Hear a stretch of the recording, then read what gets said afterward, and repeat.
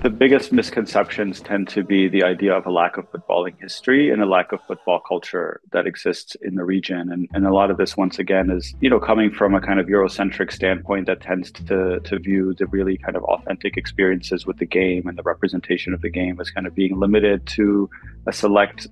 number of regions or countries in the world, while all others are kind of seen as recent rivals or as pretenders in a way, trying to kind of, buy their way into having influence over the game. And there's a lot to be said, I think, about the role of money in the game, and especially the process by which it's become intensely commodified. But a lot of those conversations tend to then exclude the idea that there are regions in the world in which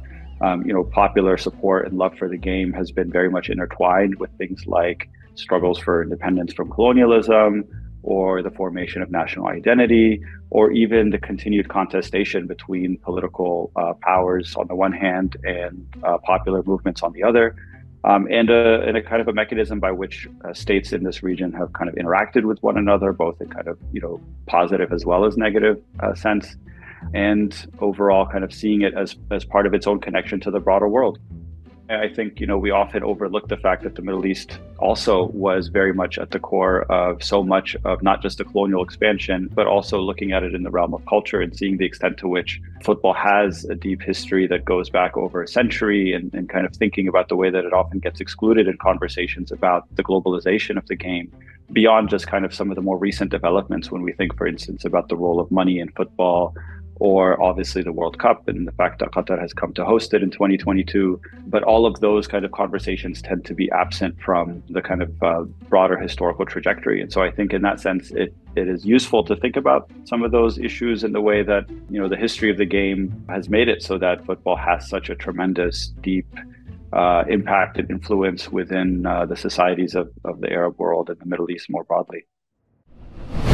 For one thing, it's not unique either to this region or even kind of to the Arab world more broadly. The idea that soft power exists as a means of extending influence through things like cultural institutions, and we've just seen a kind of more stark evolution of it in the course of the last kind of decade or so, in which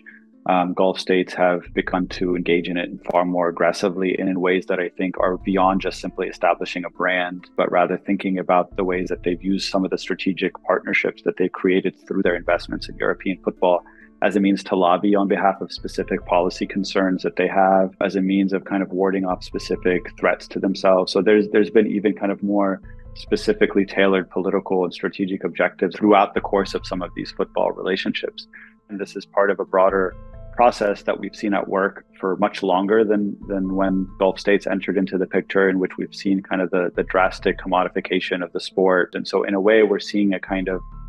creation of a really lopsided version of the sport globally, in which audiences are becoming more and more alienated in a way because the accessibility to the game that was often cherished as kind of one of the core values. All of a sudden now we're seeing more and more barriers. So in the Middle East, for instance, just in the last decade, we've seen that most football leagues and major tournaments are all now on pay TV, which of course excludes millions of people who can't afford the fees associated with the kind of the broadcasting rights. And so in that sense, I think the idea of having states become leading actors to further their own kind of narrow agendas is obviously going to be alienating to audiences globally, as we've heard about quite a bit, but also I would argue in this region as well, where, perhaps as a reaction, we start to see a little bit more emphasis on the kind of the localization of the game once again, and the focus on domestic leagues and kind of community clubs and city clubs, as opposed to kind of thinking about, the extension of fandom globally that we've seen rising and will probably continue to see rise, at least in the foreseeable future, until some of these kinds of challenges begin to yield kind of different and perhaps negative results. The winner to organize the 2022 FIFA World Cup is Qatar. There are some incredibly poignant and urgent issues and legitimate issues that have to be raised about both the way that this World Cup was achieved, as well as some of the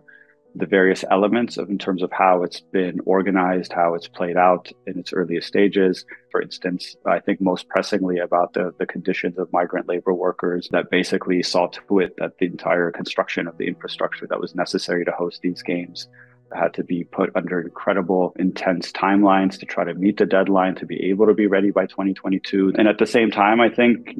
as we advocate on behalf of these issues, it's important not to kind of engage in some of the Orientalist discourses, to kind of just rely on kind of lazy racist tropes as a means of kind of coming to quick answers to both, what are the causes of these issues. It's not something that's rooted in kind of ancient Arab culture, but that this is something that's part of a real crisis within the kind of,